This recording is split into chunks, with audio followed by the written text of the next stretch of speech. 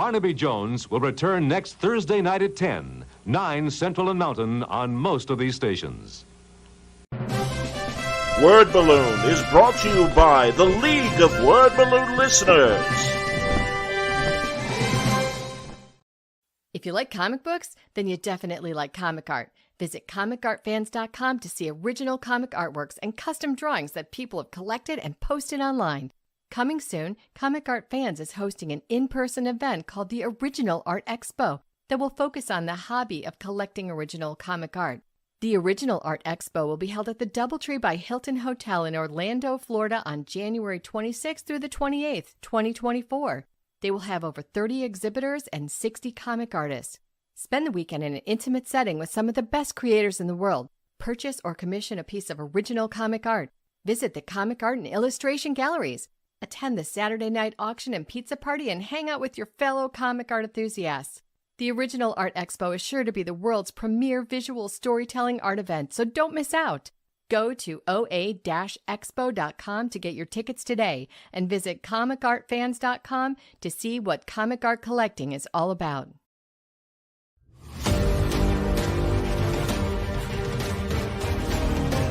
I'm Alex Ross.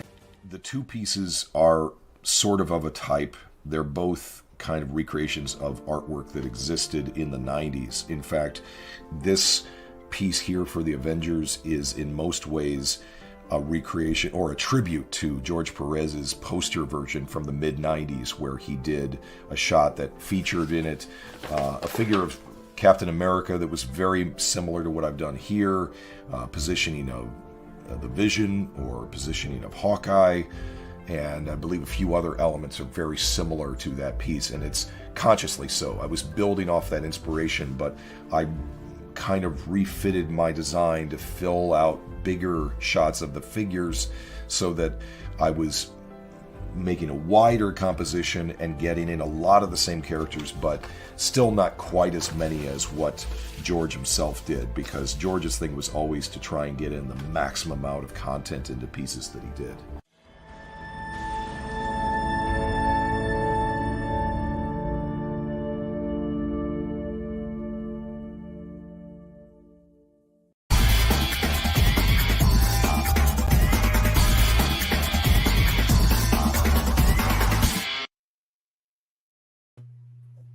Welcome back, everybody. Time again for Word Balloon, the comic book conversation show.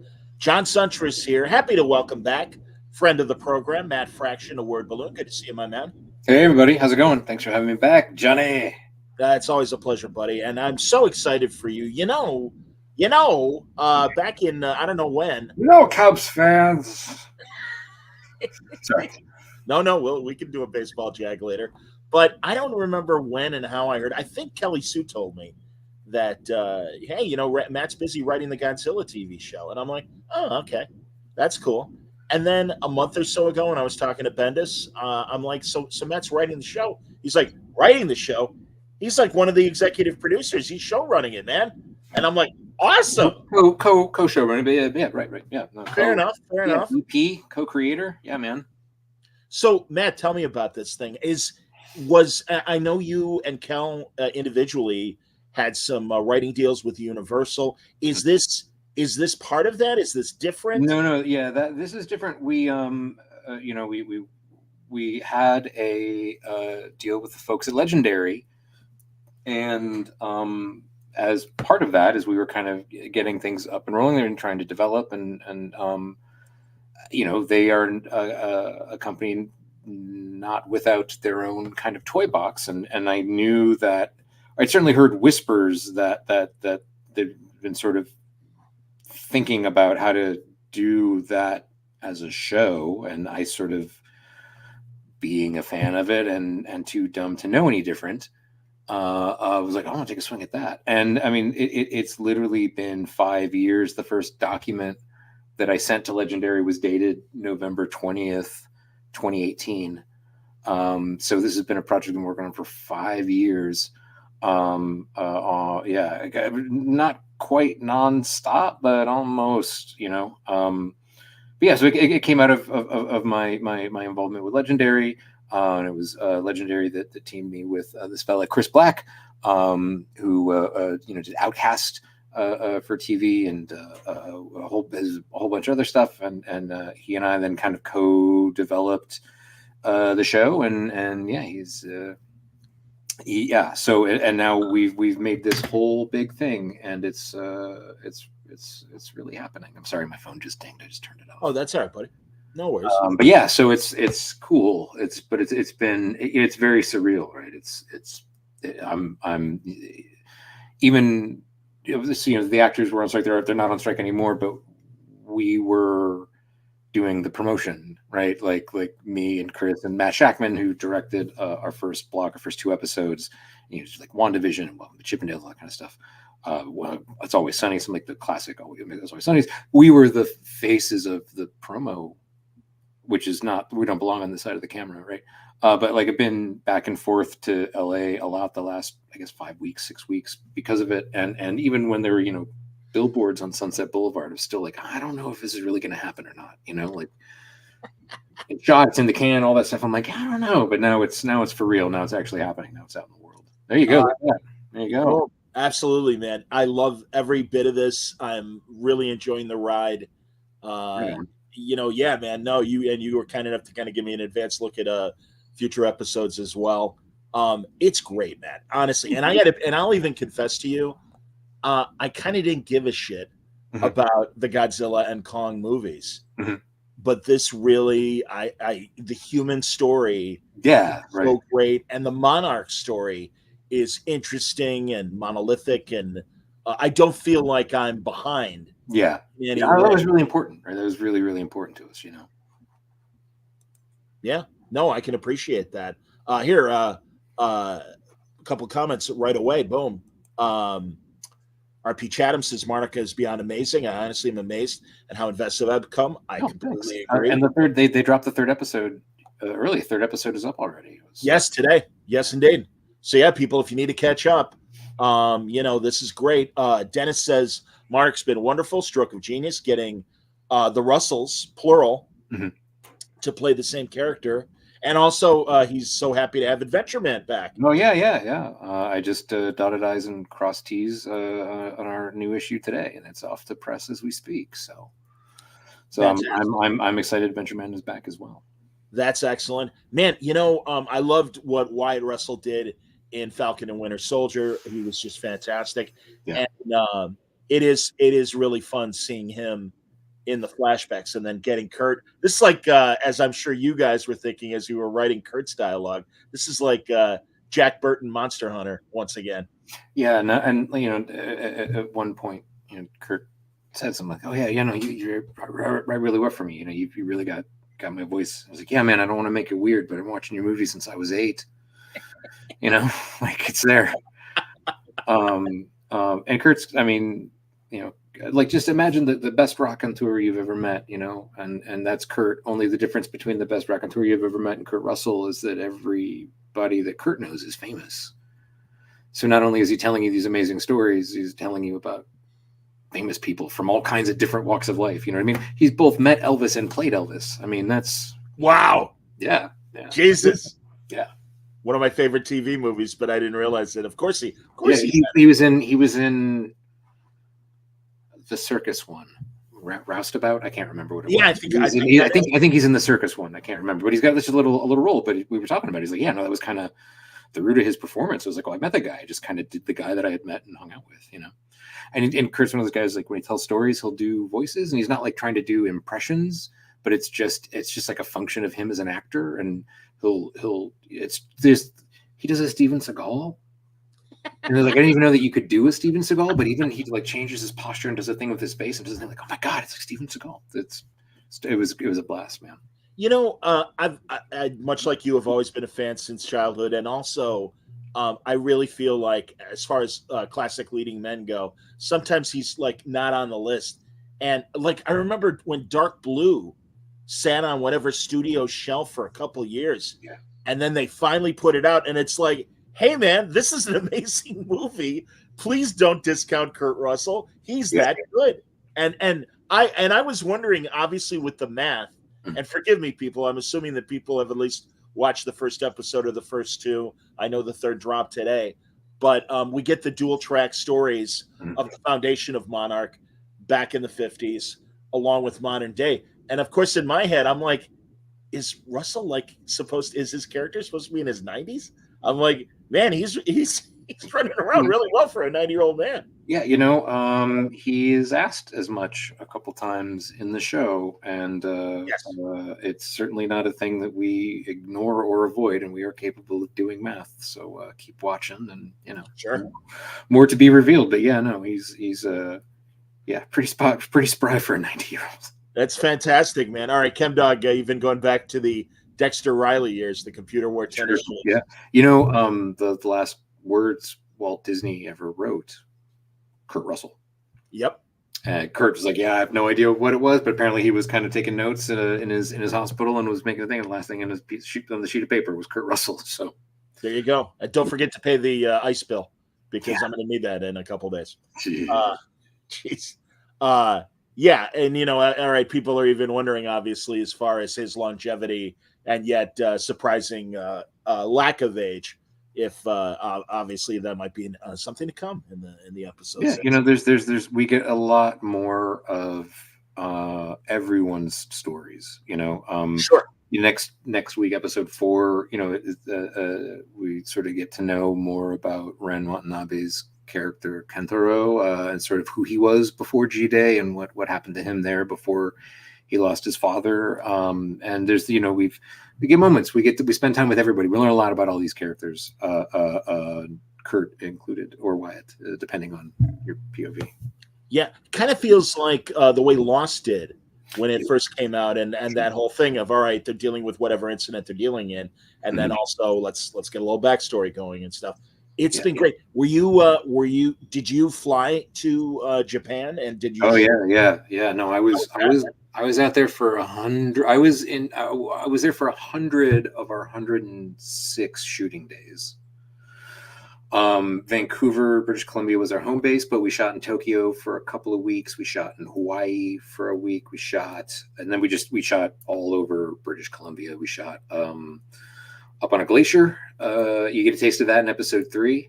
There's more in episode 4. We went up on Mount Breckenridge, so we got Kurt Russell back in the snow. We shot in the desert, a desert called a patch of desert called Catch Creek. So it's a show for Apple's international division, and we wanted it to be an international show. So we went all over the place. Beyond the cast, is it an international team of producers and writers as well?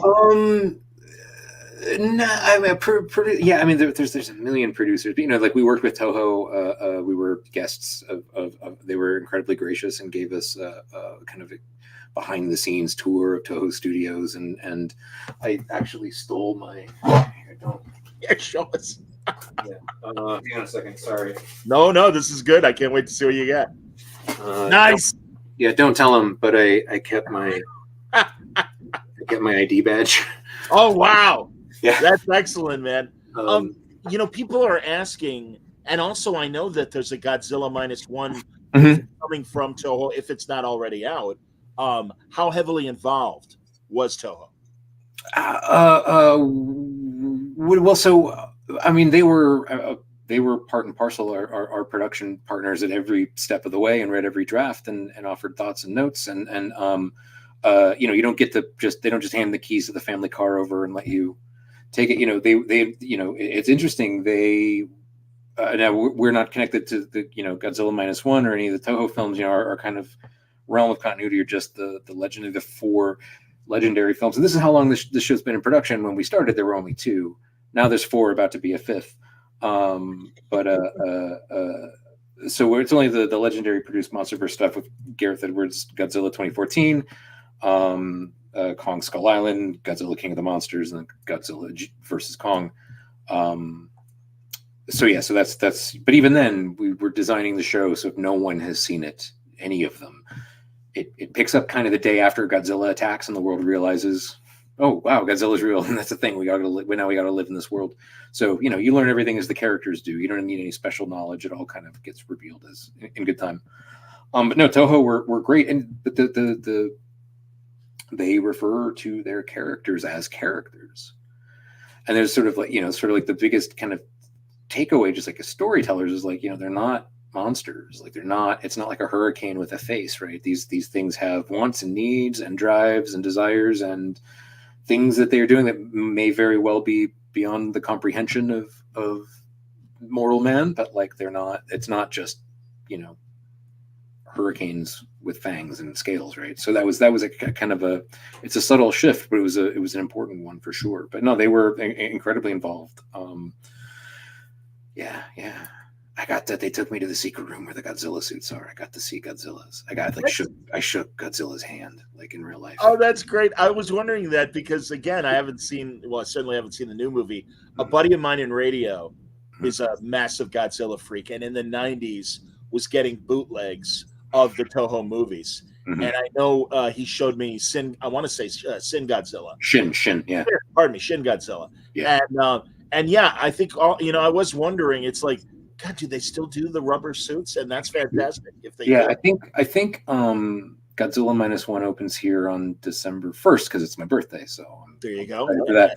And I believe that like as well as in Shin Godzilla, they did a hybrid of the two, and there's actually when I was in Japan, I bought it's the guys that the Evangelion, the anime series,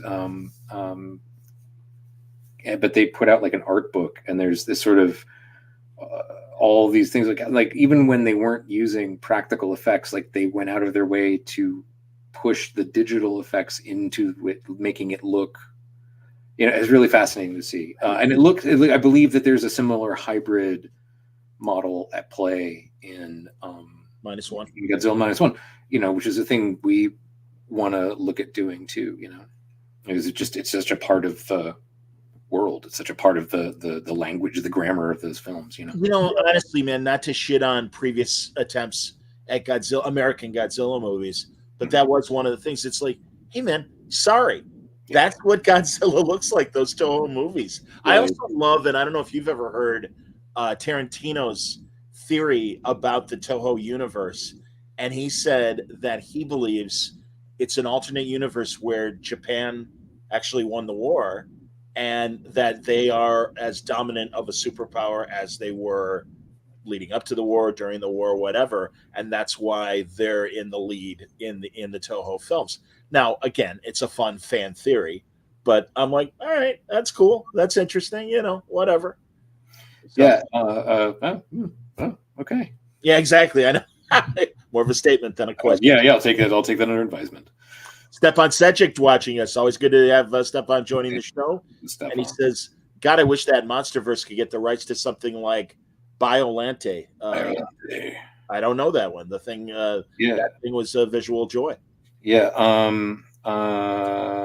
It's they're kind of on it's like a case by case basis on a legendary level, and it kind of starts from the film department with Toho.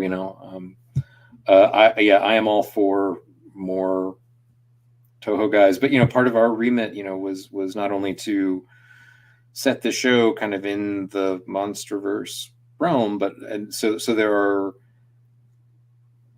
characters from the Monsterverse. There are kind of monsters from the Monsterverse that are pre-existing that show up here, things that you may have seen in some of the other films. But then we also get to make up our own, which I was going to ask. Yes, that's fantastic. Yeah. The most. There's we opened the show with one that we made up. This is kind of we had planned this big opening set piece with John Goodman. We shot it in Hawaii, and it was really effects heavy, and there was a lot, like we worked on it a lot, because it was a big expense. It's just the first 8 minutes of the show or whatever, it's got to be spectacular, and so we've done a lot of work.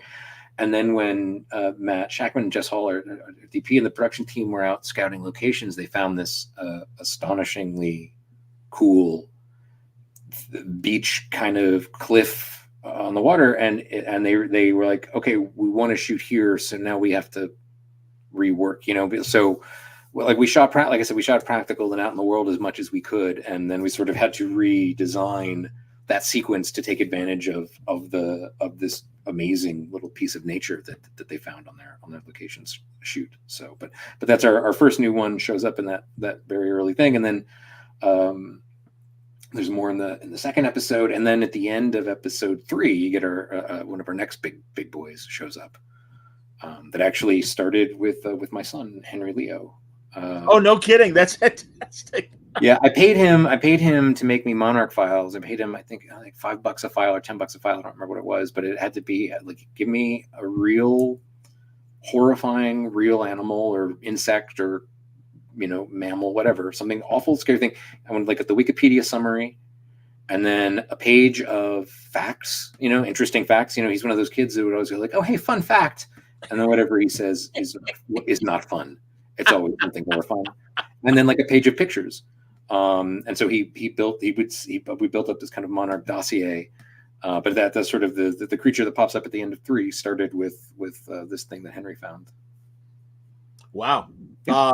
Chatham wants to know. Well, I'm asking it now. He said, "Will Monarchy by season's end show us where the MonsterVerse will be heading next, be it movies or more shows?" This isn't this probably doesn't answer your question, but I mean, I know that there's a Godzilla Kong: The New Kingdom comes out, I think, in April or May. Wow, that's a feature film that I actually got to see it this week. So I mean, I know I'm not sure if that's really what you mean by where it's heading, but just a few months after our show wraps, you're going to get a whole new MonsterVerse movie. Great to hear. Fantastic. Yeah. Have you always been a kaiju guy? Oh yeah. It's one of those things that, like, I remember like going to see Star Wars or whatever, and I've been asked this a lot the last month, and it's occurred to me that I don't remember what my first exposure to it was. It's just always been like ambient pop culture radiation, but I was always like a science fiction and horror and monster guy, and grew up with a grandfather that watched the creature feature on WFLD and all that kind of stuff, and we'll watch it with tape things, and we just summers watching old black and white science fiction and horror movies with him, and I know that there was Godzilla there, but I remember it's always been there, but yeah, no, I've always loved it. I always forget you grew up here in Chicago. Svengoolie's become a good friend. Svengoolie, yeah. I know he's back. That's awesome. And yeah, he comes back, and we always talk. And I've mostly talked with him about Universal and Hammer, but now I really do kind of want to get into Toho. Talk to him about when they showed Creature from the Black Lagoon in 3D. Because there's a whole thing with like going to 7-Eleven and you buy a big up, you got 3D glasses, and the first, like, in my mind, it was half an hour, but the first half an hour was Svengoolie telling you how to adjust your TV to make it work. Yep. But also having to do the voice, like walking through like tech support. No, go to your color balance and turn it all the way to the right, and whatever. That was like one of the biggest, that was a huge weekend for me, was 3D Creature from the Black Lagoon. Sure. I just would love to hear, like, what was it like that, going to 7-Eleven, buying a drink and getting the glasses and all that stuff. It was huge. Right. You needed to buy a Slurpee or whatever to get the 3D glasses. That's hilarious. Yeah. Goddamn. RP says there's always been something about giant monsters and the monsters fighting one another that's appealing to every little boy's hearts. Absolutely, man. I think I want to say probably Godzilla versus the Smog Monster might have been my first with that fine anti-pollution song. Yeah. Well, I mean, but I think it plays into everybody's hearts if there's a thing that you're afraid of. I mean, I think that's kind of part of Godzilla's enduring legacy, is that whatever the anxiety or angst or ennui one feels, whatever the dread one has about the world outside, whatever uncontrollable force exists outside of your world that you can't get your head around, like, Godzilla is a perfect lens to look at it. I think whether it started as post-war nuclear anxiety and things about, the end of the Japanese empire and colonialism, to the shift into like environmental concerns, all that. I mean, look, this show's been into development so long, it felt like, well, it started off and it was kind of about climate change, and then the pandemic happened. Like it's whatever crazy out of control thing is happening, whatever revelation, whatever scientific catastrophe or victory we feel on the threshold of, it's a great time to, Godzilla speaks to that. I mean, even as a kid, whether or not you're cognitively aware of what's going on. I remember, I want to say maybe Christmas of 2001, maybe 2002, they released a bunch of Godzilla movies in a box set. And I picked it up, and like there was something therapeutic in just watching them in a post 9/11 world. I bet. It's sort of like reclaimed a kind of grammar of make believe that the horror of 9/11 had kind of taken away. And just having that, watching it and realizing, oh, that's what I'm feeling like Shed is that kind of, oh, I don't want to see that stuff. I don't want to see that stuff. And then suddenly it was, glorious and wonderful and safe and fun. And it was like riding a roller coaster. You scream your head off because, you're not going to die. You're just going to almost die. And that's better. I understand.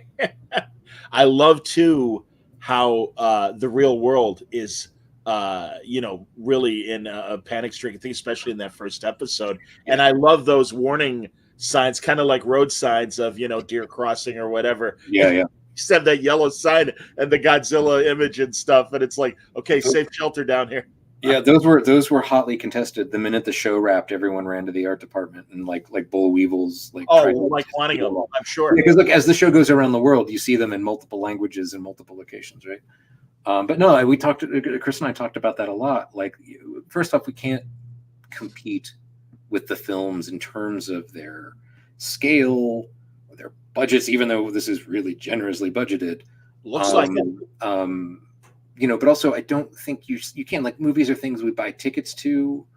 We go out with our friends, we sit in an auditorium together and we stare up at the biggest, loudest screen possible. It's an event. It's a thing you leave your house for, but TV is a thing you bring in. You got to invite it in every week. And the key to inviting someone in your home every week is you got to like them, right? So it starts with the people.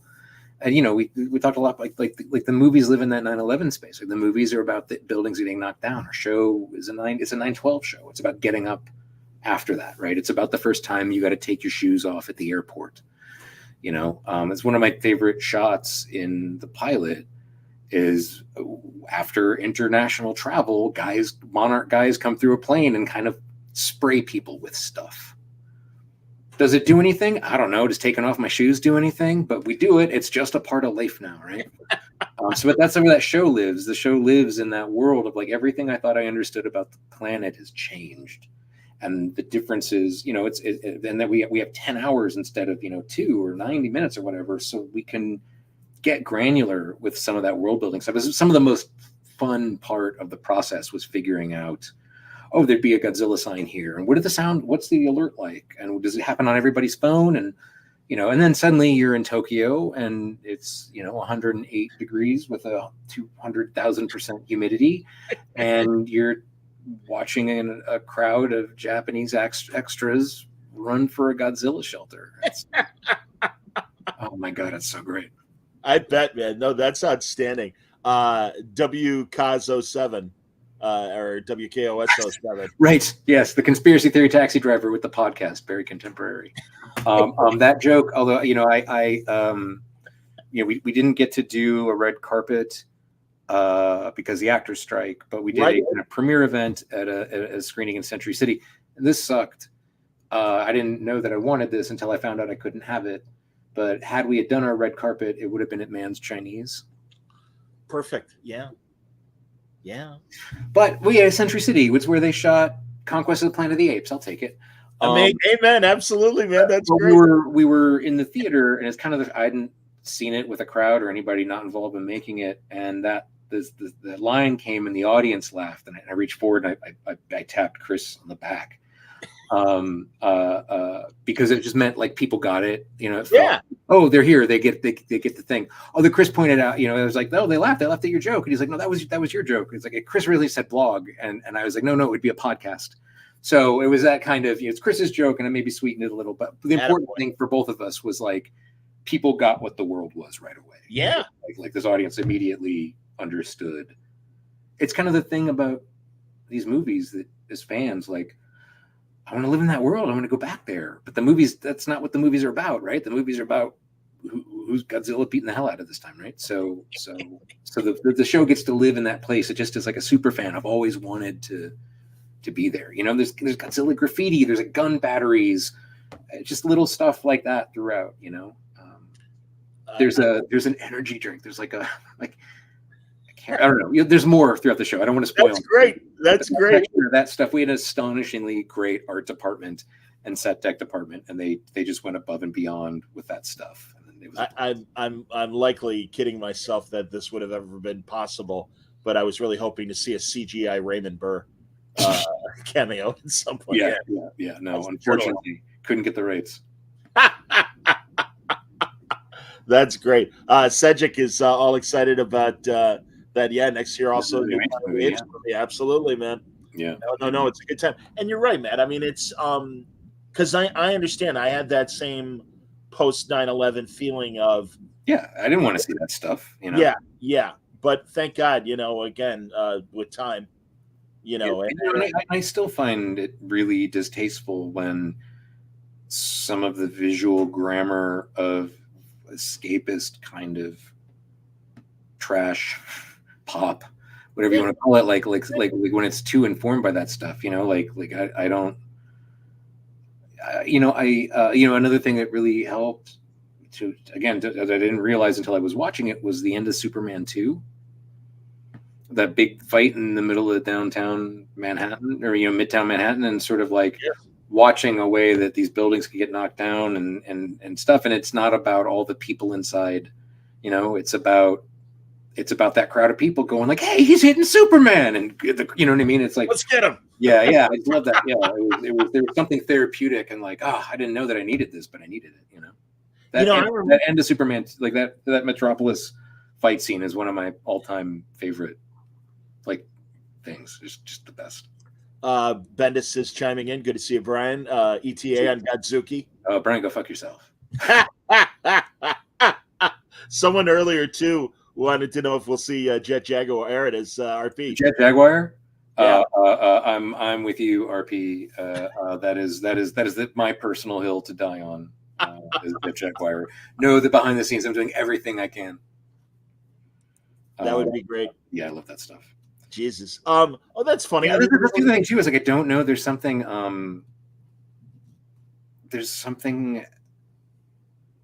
Like there's kind of the Titans in the MonsterVerse seem to be singular.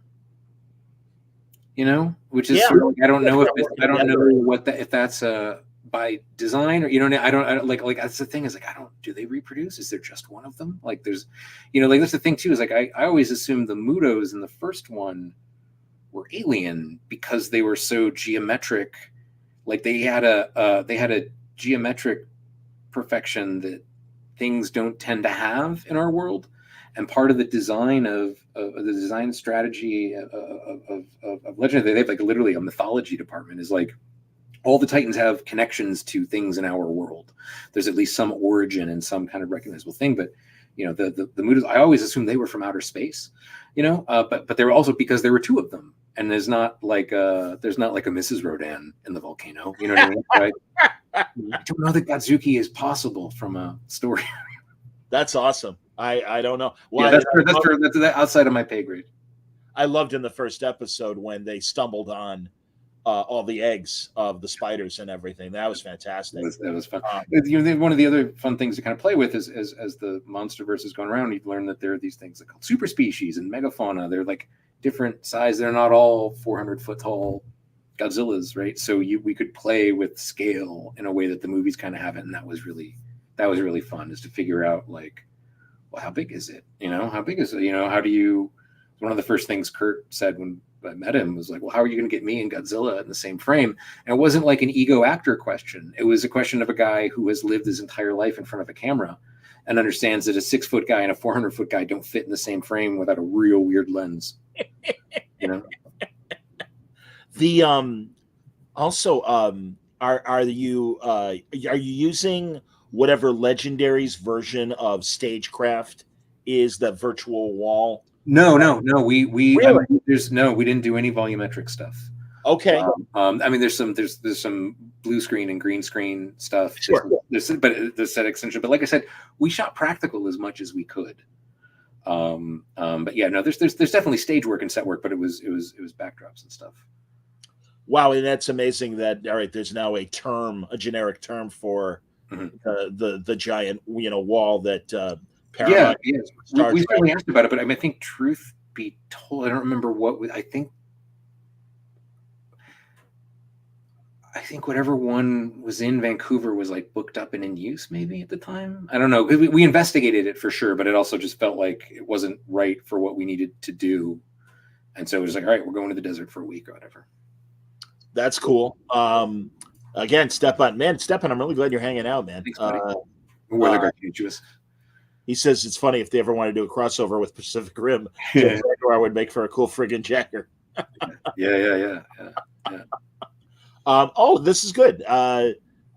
W Costs 07. What kind of research was involved before jumping in and contributing to this world? Yeah, that's a good question. Well, I kind of didn't need to do much about the kaiju Godzilla Toho legendary side of things. I kind of had most of that in my head, Yeah. I'm just from being a fan, but sure. There was a lot of research about, I don't know that I can share it because I don't want to tip my hand about some of the things, some of the science, a lot of the science, a lot of early NASA stuff, and a lot of the A-bomb, Richard Rhodes making the atomic bomb, stuff like that. But I had at least a working grammar for all this stuff. I may not have had all the specifics right at hand, but I had a lot of it. So yeah, no, I mean, my kind of original pitch, was to do that bifurcated story, just because I knew, like, well, you see in the opening of Godzilla 2014 that Monarch was responsible for the Bikini Atoll nuclear test, which I knew was the biggest nuclear test the United States had ever done. That doesn't seem like a thing they let, you got to have something to make that happen. But then at the beginning of Kong Skull Island, which takes place in 1973, John Goodman is literally begging with his hat in his hand for a helicopter ride. So Monarch has really gone downhill, and then they're in this kind of quasi dark place when the 2014 movie picks up, and then there's 5 years of not just lifetime but story time between Godzilla 2014 and Godzilla King of the Monsters, and in that 5 years, Monarch has gone from a not real tinfoil hat X-Files-y secret clandestine MK Ultra kind of crank a thing to being the voice and face of global security. There's a Titan alert alarm that goes off, and everyone knows to run to the Titan bunker. And you look there, people are so that's another big gap. So you go from how do they get started to John Goodman, John Goodman's character being the only guy that survived this attack on a ship, to being behind the Bikini Atoll atom bomb test, to 15 years later being so disreputable they're on their last, this is their last shot, to where they go. So there's big kind of gaps in the story.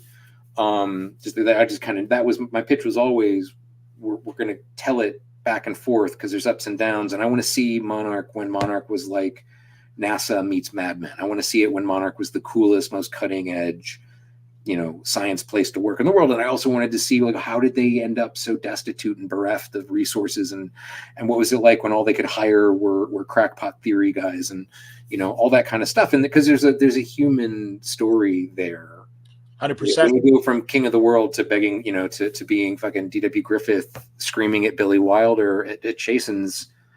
That's an arc, right? There's drama there, right? So a lot of the kind of real world stuff needed research, and some of the science stuff and some of the quack stuff I needed a lot of work. I don't want to get too into it just because I don't I'm want to get tip hands. But the good news is I had a pretty solid working knowledge of not just the MonsterVerse things, but the Toho canon to begin with. So I was kind of coming into it, I was maybe born yesterday, but I stayed up all night, The attention to real history only grounds the show in reality that much more. Yeah. And I loved that scene. And again, shame on me and not having seen the movies, seeing the scene on Bikini Atoll. Yeah. What we got in episode 3. Yeah. So that episode, and that's like, there's like literally, I think like 4 shots in the opening credits of Gareth Edwards' movie. And I was like, that's an episode. It's never. It's this thing. But like, I'm pulling up my first Monarch notebook from when it started, and this is literally the. So here's literally the first page is a timeline of everything from. There's just to kind of get a working operation of. Oh yeah. What happens when and where and what real world things happened and what are the movies saying happened and all that kind of stuff. So I'm on notebook 5 now. I'm almost through notebook 5. It's a notebook a year by my count. Gee, I hope, and again, without knowing how it ends, of 10 episodes. It's a pie fight. It ends like a night at the opera. Big pie, just Godzilla, the big cream pie. It's great. I understand. Very Stooges-like. I appreciate that. Again, it really does feel only 3 episodes in that it's an immediate hit. I certainly hope there is room for potential subsequent seasons. I don't know if you would be involved or not. Oh, would love to be. And I think we didn't set out to tell a limited story. I think we tell. I think it's a full meal of a season. That's for sure.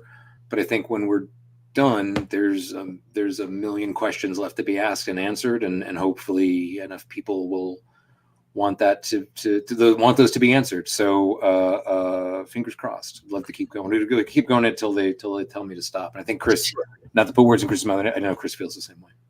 That's excellent.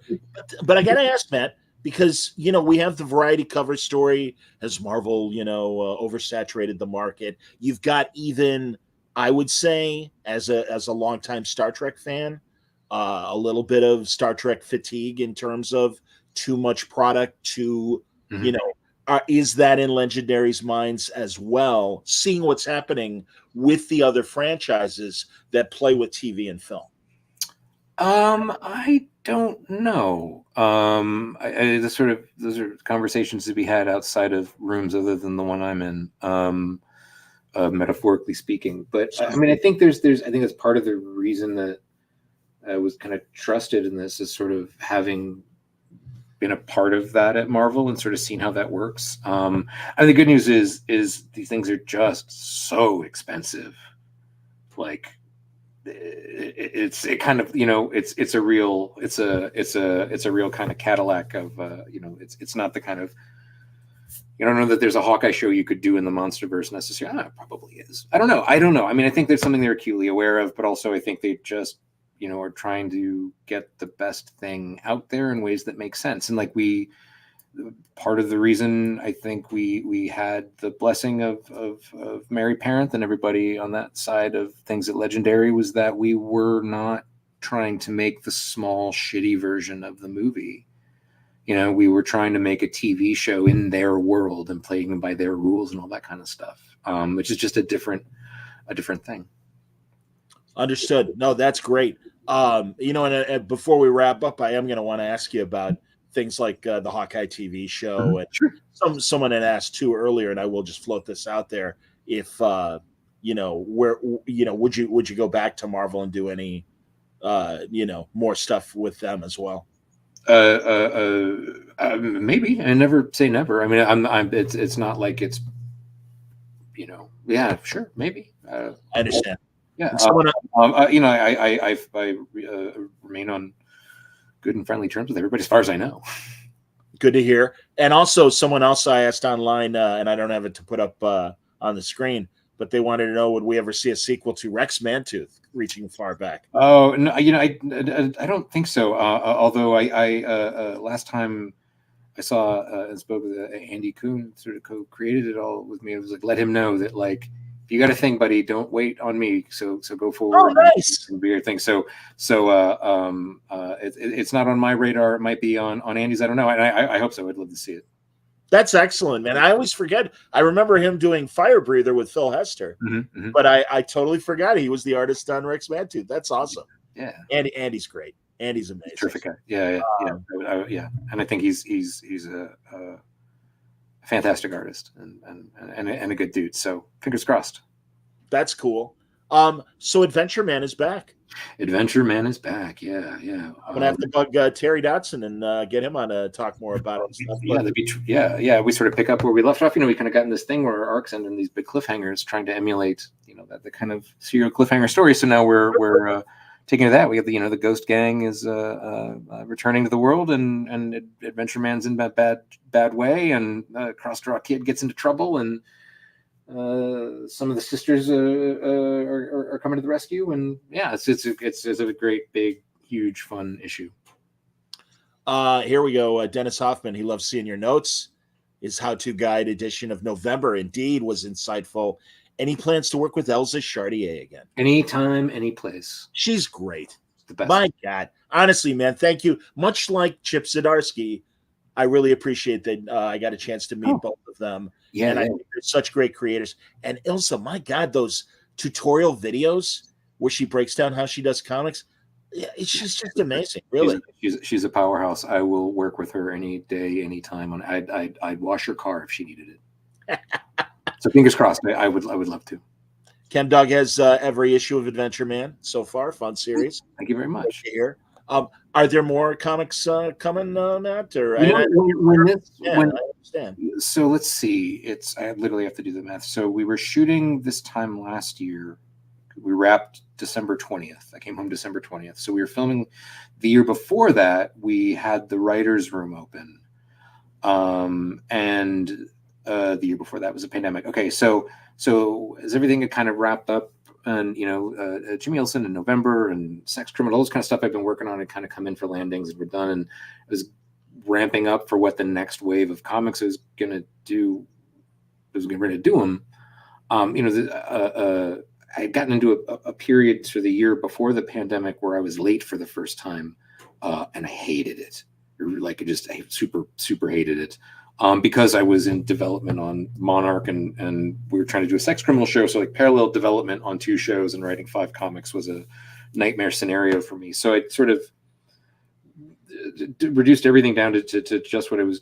Adventure Man was kind of the only ongoing concern, and it certainly has its own cadence.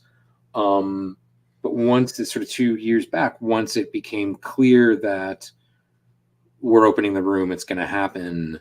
Like I cut all of my collaborators free and sort of I was like, you know what? Because Brian chimed in earlier to Godzuki bomb me, but I remember Brian telling me about working on Powers and having his laptop open at Video Village and being like working on Ultimate, Spider-Man or whatever while he was on set and all that stuff. And I just thought, like, if this is going to happen, and it had been so long at that point, and like I was actually going to get this show to be made, like I wanted to learn everything and be present. And I knew if I was writing, anyway, very long story long, but like I sort of, there's a couple of things. There's things that I'm working on. There's a couple of scripts that are sitting with a couple of artists at the moment. I'm never gonna not do comics, but my focus really has been on the show, and it's just been this all encompassing. We had like 500 people on the payroll. Wow, and that's a lot of checks to bounce. If I'm, you know what I mean? Just so much of all of my kind of time and energy has been making the show, and the show's huge. It's so huge. Yes, always more comics, but I can't tell you when or where right now, aside from Adventure Man. But yeah, no, always. But good to hear. Yeah. And did you feel you did Da Vinci's Demons? Yeah, but it was just like I spent like a week in a room and wrote half a script with David Goyer, and by the time it had come out, David had left the show, and there were other kind of things. Like it there's me in the script. I'm sorry, John, I jumped in and kind of didn't get to the end of your question, but No. I wanted to know what those experiences were like leading to Monarch. yeah, If there was a through line. No. You're good. Man. I mean, I learned that I could be in a writer's room, like I could do that, which I'd sort of suspected and known, but until you do it, right? So it was very similar to kind of, I don't know. So that was the one thing I learned was like, okay, I can do this. I know how this works. I can function in this environment. But the biggest lesson was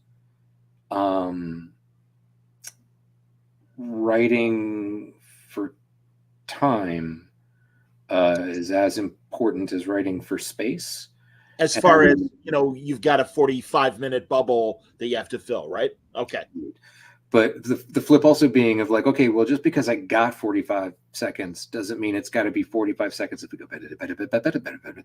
When my memory of watching that show when it aired was I had so overwritten my scenes and they were so hyper verbal. It might have also just been me like being on the cusp of a panic attack. I don't know if this memory is accurate, but it just felt like the actors were racing through everything because that was all I had. They had no other option but to. But it was very much about wanting to write. So the biggest thing going into Monarch for me was just being aware of how, like, I'm not a fan of doing tricks in Final Draft to change my pagination. You know what I mean? I would way rather come in with a script under page count than over, so that stuff can breathe and stuff can, and I even to the point of like, I try to write the bare minimum of set and scene description. You know what I mean? I want so that I can buy as much space for dialogue as possible, but also understanding that unless you people like every line has to be set, there's a pause before and a pause after, and someone's got to hear it and think about, you know what I mean? That's sort of to write for time. Yeah. Rather than try and be clever and squeeze as much as I can into a 2-page scene. I'm like, no, it's 2 pages. Like, pretend it's 120 seconds. Go. Right. And then, and sort of, so it was sort of writing. It's a different, it's like writing in comics, right? Only, I only got that big of a balloon before I start covering art. So I got to find the right 3 words rather than the right enough 30 ones. So I tried to write. That was the biggest lesson of Da Vinci's Demons was like, don't get clever with the clock. Don't work the ref. Give everything space and time. And 2, the other thing, like, this is a show with these huge, spectacular set pieces and big visual moments. Like, that's got to land and breathe, and if now there's 13 lines of dialogue that got to happen. Like, no. Everyone's got to see the thing and let the thing sink in. And you want the viewer to see the thing. And I don't know. So I just came into it with an understanding of how tight time is, I hope, and tried to write into that, Understood. Wow. All right. Godzilla guy, apparently another YouTuber that is a big fan of the franchise. And he's asking, do you mind if I raid the stream? I don't know. And this is my old man gene kicking in. What? VCR still blinking 12 over here in Chicago, but is that a TikTok? I don't understand. TikTok. If you don't mind sharing the URL for this conversation with your people, I'm for it. I don't know. You'll forgive me. I don't know the term rating the stream. I'm glad you're here, and I would certainly love to have your you raid the stream, but also romance the stone, my friend. And take the. I don't know if Godzilla guy has spoken to anybody in your group to have on his show, but obviously feel free to ask any questions, Godzilla guy. Yeah, please fire away. That's here, and I mean I'm always welcome to more viewers and everything, so that would be great. The writers' room that you've created for Monarch, is it everybody spitballing in a room? Is it okay? Go off and write your episodes and come back. Is it a combination? Yeah. It starts as the former and ends the latter. Got it. Yeah. I mean, Chris and I had you pitched a season and all that kind of stuff, and we had a kind of a roadmap sketched in light pencil we walked in and sort of started with that and kind of put those rough shape on boards, and then we kind of started to walk through, and you walk through looking for a character, and okay, what is this person doing here, and why, and where does this happen, and what is that, and how do, it becomes but yeah, everyone kind of powwows, and you get a really group of really good, smart writers, and everyone tries to make the thing better, and then sort of see, and then they'll kind of peel off and do an episode. But, even then things would change. So when they would come back, things would need to like retroactively be adjusted for them. And then it changes things going forward. Sure. And then once we're into production is, largely me and Chris and another one of our producers, Andy Colville, was kind of still writing. We were writing the show up until the end of shooting almost, because it's little for little reasons and big reasons. So yeah, it becomes, it's a you go in, any battle plan doesn't survive contact with the enemy. There's a little bit of that, but yeah, it's a very collaborative, very creative thing. And, hopefully you get a lot of different writers with different skill sets, and best of all, different lived experiences. And then it all can, it becomes more than the sum of its parts. Neither Chris nor I are Japanese. Spoilers.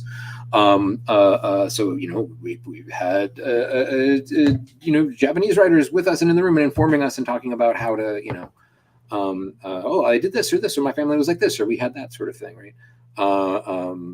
That was super important that we were had a room that reflected the experiences of our characters, which were not me and Chris necessarily. So yeah, but it was great. Everyone sits around and talks it out, and we make it as good as we can, I hope. And there we are. Good to hear. And rated. I think your stream has been rated based on the things. That's fine. I don't mind. And again, if it right away, rather than just say hello, guys, we have right there, Skullcrawler. Yes, Skullcrawler. Indeed. I might be wrong about this. I believe John C. Reilly improvised that line. I might be wrong, but I think he might be. Beyond saying hello, guys, if you have any questions for Matt, geez, take advantage of it. I'm glad you're watching. I hope you rewind and hear some of the stuff we've already talked about. But yeah, and I don't want to. And also, Matt, I know I don't want to keep you too long. If you got let's part. I got a little bit for you, John. You got a little time. God bless you, son. Well, you know that. I try not to. Like I said, when Kel told me how busy you were with it, and everything, I'm like, all right, I'm not going to bug him until he crawls out of the hole and says he's back. Yeah. And like fucking actors, like, God, you're stars. People don't want to talk to me. Go talk to Kurt Russell. He's way better at this stuff. It was just to be we did a junket. We did a fucking press junket. And it was just like, oh God, I'm so bad at this. He was not made for it. You know what I mean? Jeez.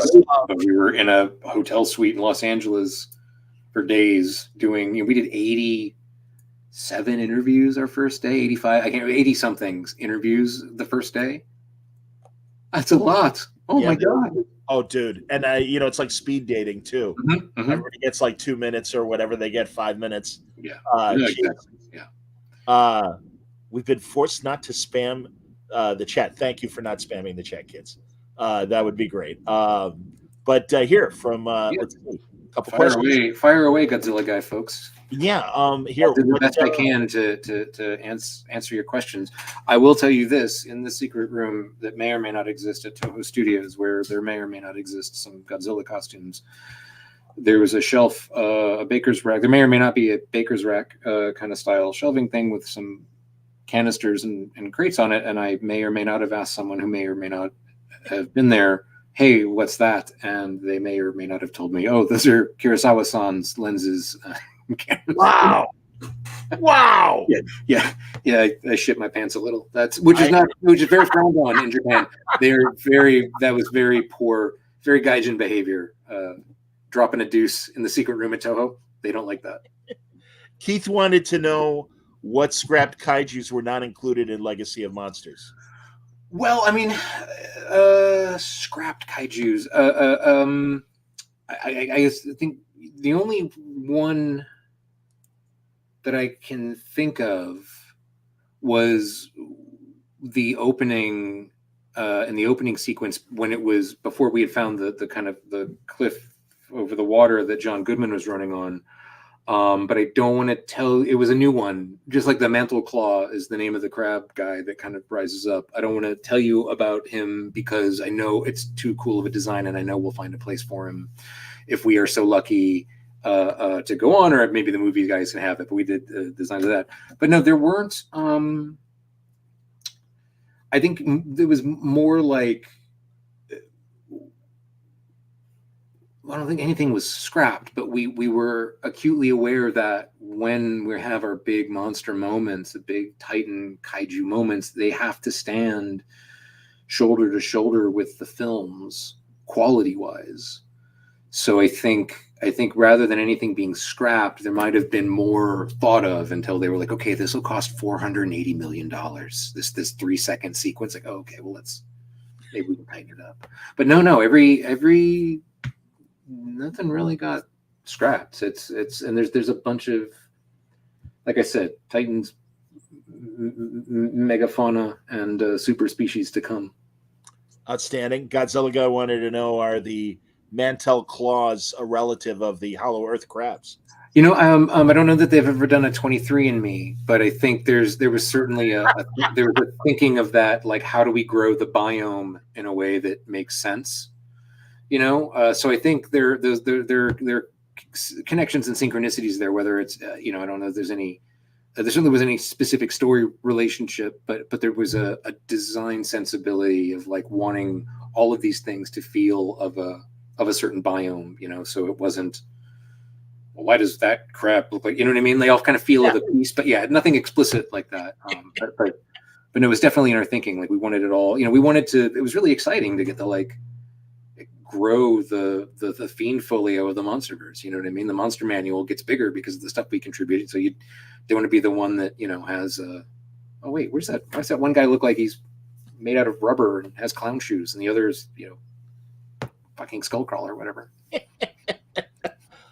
Sorry, I had to let everyone know. Please like and subscribe for the thing. Let's see here. And Keith, that's good. I wanted to ask about this as well regarding Godzilla merchandise. I would imagine that, and I mentioned it earlier, those fantastic. Godzilla. Do they do Godzilla merch? Well, I was wondering. I mean, really, those again, the warning signs to seek shelter and stuff. Those would make fantastic T-shirts. Yeah. In fact, it was mine's in the laundry, but in fact, it was our VFX crew's wrap gift. They did it. I wore it to the premiere. I don't have any information, but I, like you, hope it happens, and do frequently have enjoyed reminding our partners at Apple TV Plus that, like, you guys have never really had a merch show before. Like, what if there was a Godzilla skin iPhone case? Like, why not? Like, wouldn't this just look like it was covered in like Godzilla skin? Like, come on, guys! Like, you got to think about. Come on, guys, think toyetically. You gotta think outside the box here. Absolutely, man. Yeah, I don't see any Ted Lasso merch. Yeah, right. It also feels like they could have probably made a fortune on those Believe signs, but hey, yep. They have a market cap, and they're fine. I hope, man. I can't wait. I hope it would be the craziest. I mean, I'm looking over at like all the little, Godzilla toys on my Godzilla panties. No, I think that's probably a no-go. Don't think Apple's getting into that biz anytime soon.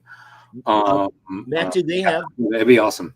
I know in Chicago yearly we have like a big Godzilla fest. Yeah. And I don't know. Do they have them in Portland? I don't. I don't know. Or like anywhere approachable for you. They have Godzilla Day in Japan. It was just a couple weeks ago. And they showed the trailer there for the first time, and apparently, like, it brought the house down. Like, and sort of our PR team wrote to say, like, people are very excited, but like Japanese audiences tend to not be demonstrative and effusive in their praise and approval. It just tends to not happen. But at the same time, everybody sits to the end of the credits all the time, right? There's sort of these cultural differences, but like apparently people went nuts for the trailer. So that was that's excellent, man. That's fantastic. We had a presence at Chief Fest. I know the gang is going to CCXP in Brazil, which is like more of a comic show, but I believe it's the biggest comic show in the world, which I'm unfortunately not going to be able to make. But a big chunk of the cast is going. I believe Kurt and Wyatt and Anna and Ren and Kiersey are going, and I know Chris is going, and so it'll be a big thing but yeah, it would be awesome to go to G Fest. It'd be super cool. I understand. Matt, are you on social media anywhere these days? No, I'm on Blue Sky, but it feels so it still feels very small and very intimate, and it's not really I just mostly horse around. But no, I'm not a social media dude. I understand. Not good for my poo brain. All right. Gabbo. Mr. Fraction. That's Mr. Fraction. That's my dad's fake name. How does the Frostbark Spice ability work? For folks that haven't seen the end of 103 or what is to come in 104, I'm going to abstain from answering that. And we can maybe talk about it on the other side of the season. There you go. And yes, please, when the season wraps, Matt, please come back and let's do something. Godzilla guy's asking how I know you. Well, Matt and I have. This is your father. Yes, I always refer to myself as you and Kelly Sue's older brother because exactly. Yeah. No, Matt and I have known each other since I want to say 05 or 06. Yeah, maybe even before that. Yeah. Five Fists of Science, certainly. Last Independence. Yeah, and met Kelly Sue a year later, and we all hung out at the Hyatt one night and had just the best time. And truly, I mean, Matt's and I'm from Chicago. John's from Chicago. But which I was booked in Chicago, where that's sort of right there. You're right there. You get to crash on a couch anytime you need. Well, my favorite thing was I think it was when we were in Seattle for Emerald City, and I was talking about like a parody song I made for my sports radio station back in the 90s, and Matt brightened up and he's like, "I remember that." And I'm like, "Oh, Matt, I wrote something that you like." Yeah, that's right. That's right. Yeah. Anytime you can meet somebody that can, go yard on Larry Lujak versus John Records Landecker, man, it's blood brothers for life. Sad but true, man. Absolutely, that's fantastic. Glorious but true. Matt, like I always say to everybody that lives on the West Coast, I wish we all lived on the same street. Although I have a bad feeling you guys would get sick of me. John, go home. Enough. My God. Ivan wanted to know how is it to transition from the past to the present in the series. By the way, I think you guys do it very effectively. Thank you. Very effectively. It's certainly a thing that we're really paid a lot of attention to. It is always, I think this is very much like Lost. The flashbacks very, it's critical that not only do they make a chronological sense and sort of how and what bits of information you're learning, what you're not learning was really important. But also, why is it that we're telling this story about the past now? What does it tell us about the present? How does it inform the choices our characters make, the people our characters become? How do we, there are times, I hope, over the course of the series where you'll be a little bit ahead of the characters because of things that have happened in the past, but then there are other times where the characters will be ahead of you. Became a dramatological, or what's that word? Tool. It became a tool of the thing. It's a thing that I do a lot in my own writing, and comics is a thing that I think comics are really deft at. But it was a critical and crucial part of the plan of the story, the kind of triumph and tragedy and of Monarch is the legacy of monsters that is Monarch is the legacy of monsters that our human characters are dealing with and navigating in the present. So, and I think too, like I believe that audiences are at least as smart as I am, and I'm dumb as shit.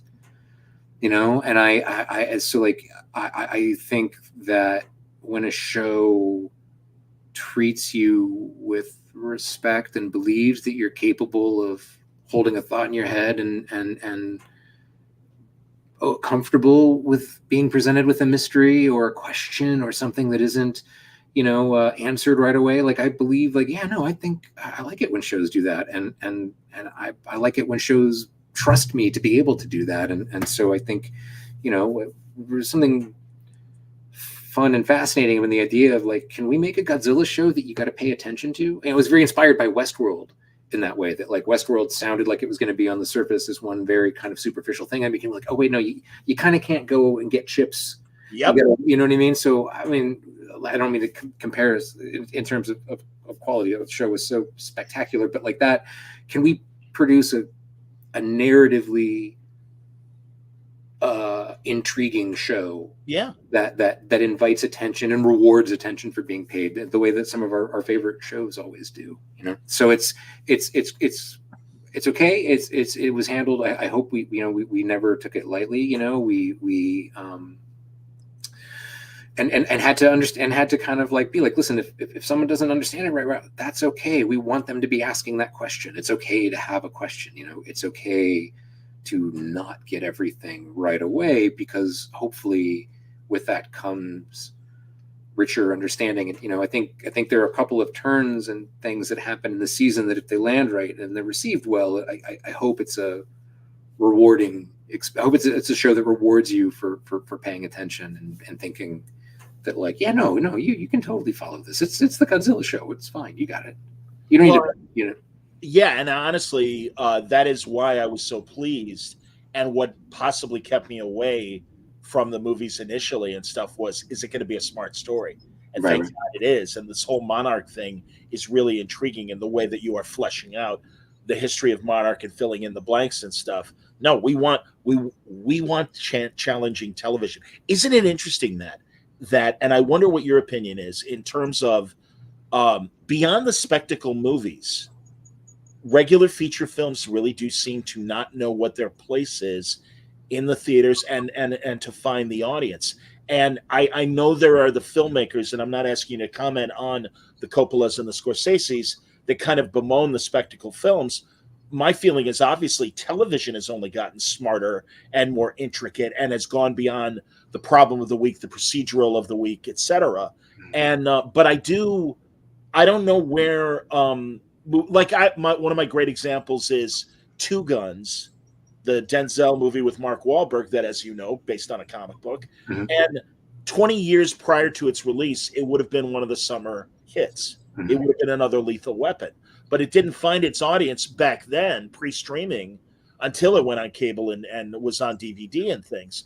And now, because of COVID, there is a whole generation of film watchers that have kind of been trained of, well, I'll wait till it's streaming and then I'll watch it then. 100 million people watched Extraction based on Andy Parks' Ciudad. I mean, that's amazing to me. Well, so there's kind of a lot to unpack there. And my interpretation of the Scorsese stuff isn't bemoaning spectacle films, but rather bemoaning that spectacle is almost exclusively what that arm of the industry makes anymore. It's sort of like a whole spectacle, you know, if it's all Westerns, whatever it is, right? I think it was more about that there was no variance, you know. Agreed. I don't know if you've seen The Holdovers.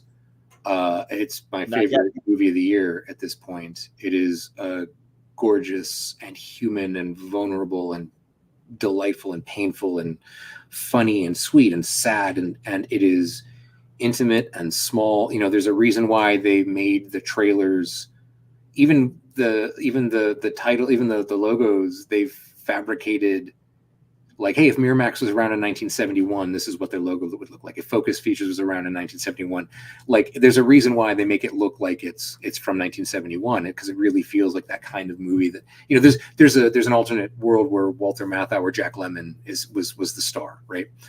But you know, but it's just such a different experience than kind of that. So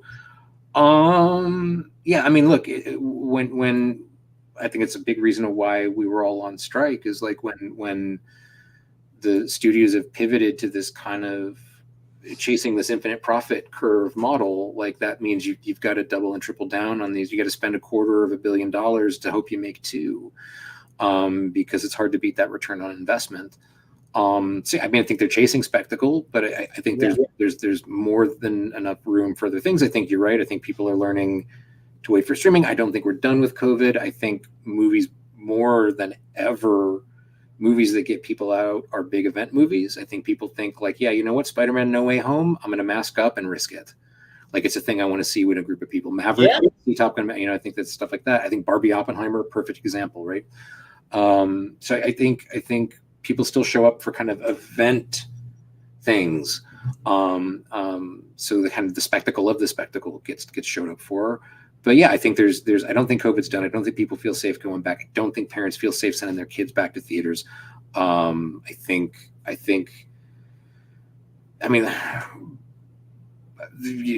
I don't know that crushing the release window certainly doesn't help. I think movies need to breathe. Yeah, you know what I mean? Yeah. It's certainly, I mean, look, just as a father and moviegoer, there's certainly been things that I've not gone to see because I knew, well, I'll just wait a month and it'll be out, right? Yeah. So I think that release window is critical. I think, I really appreciate what Apple did with Flowers of the Killing Moon and what they're doing with Napoleon. It's like, these are films, we're making them for films. Yes, of course it will be on Apple TV eventually, but like, no, these are primarily cinematic experiences. Which I think is terrific. I also, just as a writer, I think TV, whatever that means anymore, is now sort of what films were for writers in the 70s. It feels like it's where the real interesting work gets done. Completely agree. And I think, if anything, it has taught us that the conventional wisdom that believes everything has to appeal to, the thinking that everything needs to appeal to a kind of lowest common denominator is born of somebody that needs to make $2 billion on their $250 million bet. But I think television has shown us that that's not the case. And in fact, it's the exceptions that prove the rule again and again and again. My favorite moment on screen this year is in The Bear, Chicago. There's an episode called Forks. It's not the one that everybody talks about. There's a showier episode right before it. I don't want to spoil things if you've not experienced The Bear, but I can recommend it with every fiber of my being. Yep. But there's a moment where a character walks by a photograph of another character standing with a third character who had appeared in one episode with a fourth character. Now, how that fourth character came to be with this third character is never talked about, never explained, but you understand what's going on and why he's there. It's never a thing. It's just he's a baker learning to bake from a master chef, right? So that's the thing. And so this character in this episode, Forks, I think it's the 7th episode, it's Eben Masbarak, who's going to win every award he can this year or should, walks by a photograph of this master baker and another character. His reaction to that photograph is to spit and a cuss word at it because he's having beef, pardon the pun, with that guy. It's not about the baker, but you see him, and when you see that, you put together why that other episode happened, how the junior baker came to be apprenticing with this master baker, what this kind of common connection. And in that moment, it was about it, what Eben Masbarak's character was feeling about him, and not anything else. They didn't go, oh, this is how it all happened. And in fact, the master baker tells his apprentice's kind of story, again, keeping it Chicago, of sort of like, I thought I was Michael Jordan, and then I met Michael Jordan, and I realized I'm Scottie Pippen, right? And it's a great thing, but then you realize, oh, it's that other character is Michael Jordan. And that's how it was just such a beautiful, silent thing. It's not important to the story. No narrative benefit is served by it. No one stopped watching The Bear because, how did he come to work at that? How did he do it? It just doesn't matter. He's going to go. They're going to send him to apprentice somewhere, and he goes there. But it's this little piece of color, and to play it is an entirely different. It just trusted me. Hey, you're watching my show. Thanks for watching the show. I think if you're with us, you're with us. And I think you're paying attention. And if I show you this thing, you, the viewer, are going to connect some dots so I don't have to have a character do it for you, which is like the worst kind of, how often do you say the names of your friends in a day? Whereas I have to count the times on a television show where someone's like, well, John, Right. It's just a beautiful piece of filmmaking and storytelling that just excited me, as just to see that, whether it's John Landgraf, who runs FX, and Christopher Storer, who is the creator and runner on the Bear. That like these are people that are telling these kinds of stories that think you're smart enough to get stories like that. And I don't think I've ever been misserved by someone thinking I'm maybe smarter than I am. Like it's always a benefit. It's always a benefit. Whereas anyone who thinks that I'm not bright enough to get it is condescending and infuriating. It was just this beautiful piece of storytelling. And I don't know. So it was kind of the thing that I hadn't seen in films in a long time until I saw The Leftovers, and I was like, it's full of little moments like that, So it's not. I mean, I think it's also like it's disingenuous to talk about all of this shit without. It's all driven by the infinite financial growth curve that doesn't exist and can't sustain. Bob Iger announced we're opening the pipes on everything Marvel and Star Wars to fill Disney Plus. And then now he can be like, well, someone opened the floodgates, so we've got too much product. Like, yeah, it was like it's disingenuous to not take all these things into effect. And also, like I said, most importantly, I don't think the numbers are back. I don't think people are back. I think people show up big, fucking can't miss it cultural events, and the rest is kind of catch as catch can based on COVID numbers. I think it's a real part. I also think it's ridiculous that you can't buy 2 popcorns and 2 drinks for less than $50. Good Lord, yes. My God. And God help you if you have kids. Brian was saying that to me. When Mulan was being offered, as same day and date as the theaters, and he's like, "Hey, it's cheaper for me, especially with 5 kids, to get Mulan and watch it at home rather than drop $200 on fucking movie night." Yeah, and also like here's another thing is like you got a 4K TV. Looks like you got a big screen back there, pretty big, but it sounds pretty good. There's the difference between your 4K screen and the 4K projection you're going to see is how far away you sit from it, right? Like it's sort of, I can do this. I don't have to spend a fortune. I can watch it here. I don't get COVID. Great, let's do that. So I think there's a lot of mitigating special factors that aren't being taken into the discussion right now. I'm with you. But the best moments prove that the art and art form is healthy and robust and magical as ever. It's the business that's fucked for the moment. So pardon my language. No, you're allowed. I know, but it's it's like the 4th F-bomb I've dropped. I apologize. Yeah, whatever. All right, and 180 now on a question. Kate asks that question. She sees a thing and she goes, "Is that Bigfoot?" It's one of my favorite little throwaway bits of business in the first episode. I don't know. I don't know. I think that's part of the fun as we meet the Wild Bill Randa, the John Goodman character in 1970, Anders Holm in the 40s and the 50s. Is he tells him, like, I follow the stories, I start with the stories, I listen to the stories. So I think that part of the joy and fun of writing Wild Bill was he will take a Bigfoot sighting as seriously as a Titan sighting, and he's going to check it out. So Bill's a great character. I loved when they were talking to the general, and how do they think they travel? Well, teleportation. Yeah, shut up. Right, that's it. Right. Super quack science nerds will get a whiff of some of the research books I can't talk about, and some Monsterverse fans can make a pretty intuitive leap to what we were hitting around out there. Sure, but yeah, no, that's exactly. But also to be able to say it, like, well, it's a theory. Matter of factly, absolutely. Yeah, well, we think teleportation, and then of course Wyatt is immediately like, "Shut the teleportation." What? Yeah, what? It's a theory. Theory. Yeah. People used to put leeches on their bodies when they got head colds. That was a theory too. Yeah, absolutely, man. That's hilarious. Keith wants to know what you think of the SH Monster Arts Godzilla line. SH makes quality action figures, usually at a high price, and with SH Monster Arts, they make your favorite monster. That's cool. Yeah, I mean, I think they're gorgeous. They're outside of my price range, but I think that they're. Oh no, it's in my son's room. I do have one. Well, my son has it now. No, they're. I mean, they're just like they're masterpieces of engineering. You know what I mean? I think they're gorgeous. I think they're incredible.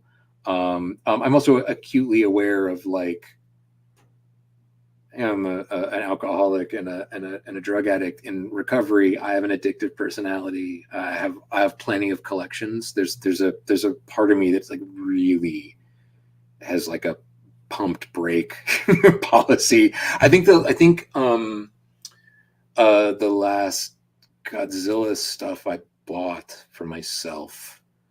They made the gachapon, the toy vending machines, the little guys. But they did a line where it was Godzilla, Mecha Godzilla, and Ghidorah. They were apologizing. They had little they had little podiums and microphones, and they were all bowing in apology. Except for Ghidorah, who was standing proud and refusing to apologize. Those were the last. I think that was the last kind of Godzilla toy I treated myself to. But I think those figures are incredible. And like I was in Japan, and the amount of merch and the quality of it is to see it like at the source. It's just like, oh my god! If you love this stuff, man, it's a good time to be alive. Was Gamera part of Toho, or was that a different company? Yeah, different studio.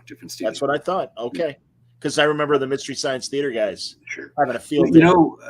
Talking about blending practical and digital effects. There was a trilogy, not long ago, and then there's sort of a new one. I think there's maybe been one or two more subsequent, but they have a really cool modern kind of reboot or whatever of Gamera, but the films are great, but they are a blend of digital and practical in a really, really fun way that and it's like Gamera was always like cheesier than Godzilla effects wise. It was sort of a above Ultraman, below Godzilla. So it is very much in the spirit of the tone. It's never campy. It's cool and there's a enemy monster that Gamera fights in one of that trilogy that's so good. I wish I had come up with the idea.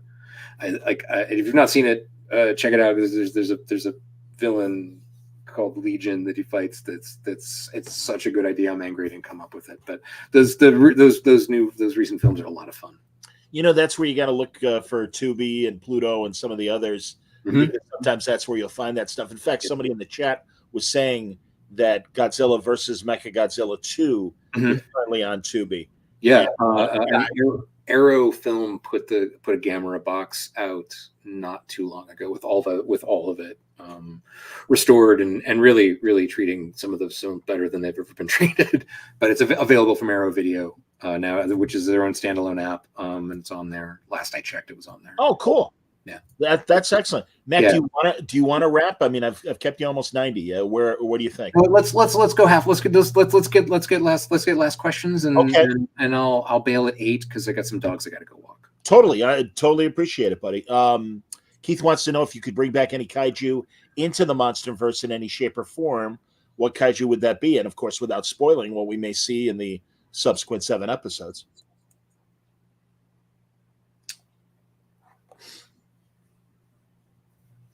You know what? I have always loved Destroya. I don't know. It's just something about the design, the color, the things. Like Destroya has always been a favorite. I'm a very happy monster fan, knowing sort of where some of the Monsterverse stuff is going. Both in our the show and the features. There's a lot. Destroya is one that I super love and don't know how you could bring Destroya into a TV show without then suddenly trying to do the TV version of one of these massive movies. So that feels like the safe answer. I'll say Destroya, but I have a lot of bootleg Destroya t-shirts. I always have to be mindful, like not wearing around people that might be. Wait a second, that's not licensed. Great. I wore. Although this is funny, I wore a licensed Toho shirt when we did some of the EPK stuff on the show, and Apple digitally whited it out. Like I don't think they checked to see that it was clear with Toho or whatever. But so I'm wearing this ringer. I'm like a white T-shirt with like red rings, and like I look like a giant child from a Norman Rockwell painting. But there was Godzilla on it. Yeah. EPKs, everybody, if you don't know the nomenclature. Electronic press kit. Yeah. Sort of Indeed. behind the scenes thing, you know. And with that in mind, W Cozo 7 was wondering, will there be any chance of some commentary tracks on some of the episodes? I don't know. I don't know if that's a thing Apple does. That'd be cool if it did. It'd be a lot of fun. I'm also I was talking with some of the season 1 writers, and I think we need to get all of our moms together to do a commentary watch along for each, just to record what our mothers say as they're watching it. I think there's also I think you just put Kurt in front of a microphone, and that's entertaining. I don't know. That'd be cool. That'd be awesome to hear. Watch early and watch often, and press play and walk away, and let Apple know, and we'll see what happens. Here's hoping, man. Ron Moore did those fantastic commentaries on Battlestar Galactica that were just amazing. Hey, I would love to. I would do. I would love to bring in some of our department heads and some of the technicians. It's one thing for me to type, is half a battleship that's been torn in half, carried 8,000 miles and dropped from 300 feet, landing in rainforest that has overtaken it and overwhelmed it with vegetation. Then there's a group of guys that have to build it. Like that, we had half of that Lawton ship built on a stage, and it was on air bladders. So like when it's shaking and rocking, like our cast are not Star Trek in it. Like we were violently shaking this set. It was entirely, we had a guy who's like the styrofoam guy. Like, I'm a styrofoam guy. That's his job as a styrofoam, right? It's the stuff these guys do and how they do it. I would love to get some of these folks with art departments, any of that stuff, just so people can hear and learn more about that stuff and geek out. Like it was just so cool seeing how it all got made, and then to be like, oh God, I wrote that. Oh my God, you. That's excellent. I'm looking at Josh's questions. He just wants enjoyed your Iron Man. Thanks, the Iron Man movie came out, and Sex Criminals comic series, and Hawkeye as well. Thanks, John. That was great timing with the Iron Man stuff. I thought. Yeah, that was fun. Keith says, want some Godzilla trivia? If so, here's your first question. In Godzilla rates, I want Godzilla trivia. All right, there you go. Are you? Yes. Well, we'll let the chat maybe, unless you want to take a stab at it. But where did Angrius come from to fight Godzilla? Siberia, China? Angrius, God. I don't even remember Angrius. That's fantastic. I want to say Antarctica, but I don't think that's right. I can't remember. All right, there you go. I'm sorry. I'm tired. I'm very tired. That's why, brother. I don't want to overtax you with this stuff, but it's great that you're talking. How apprehensive was Toho with the story ideas? Is there anything you can't do with the Titans or other characters? I wouldn't describe them as apprehensive, but I would describe them as protective. I mean, Brian Bendis tells a great story about being in a development meeting for Spider-Man, I think maybe with like when the Sam Raimi stuff, it might have been that long ago, but Brian has the story about being in a meeting about Spider-Man and somebody on the Hollywood side of the table saying, does it have to be a spider? But and the answer is yeah. And there's a reason why it's been happening since 1963 or 61 or whatever it was, right? Yeah. They know how to do it better than anybody. So they're not apprehensive, but they're protective. And I think there's probably some awareness of when they've handed the reins over without kind of quality control, the results have been less than optimal. But they have there wasn't anything we couldn't do, but like I said, they have a kind of like a Bible, like a kind of, these are the things about their Bible. And some of it is a little bit like the holy hand grenade of Antioch, like 3 are the number of fins that shall run down the spine of Godzilla. 4 is right out. There's that kind of stuff. But then there's also, but like I said, they are characters. They're not Titans. They're not monsters. They're not kaiju. They are characters. And it's important to them that they remain in some ways unknowable by us. And I don't think I think part of it is because it's not Gamera, he's not friend to children everywhere. But I think part of it is because what makes them work is that they are in some way fundamentally unknowable. So you can project whatever you want or need to. So they were, very more like a catcher in the rye, kind of if we kind of barked up a wrong tree, or there was never really even that. They were very collaborative, and we could talk about these things. And there's a moment.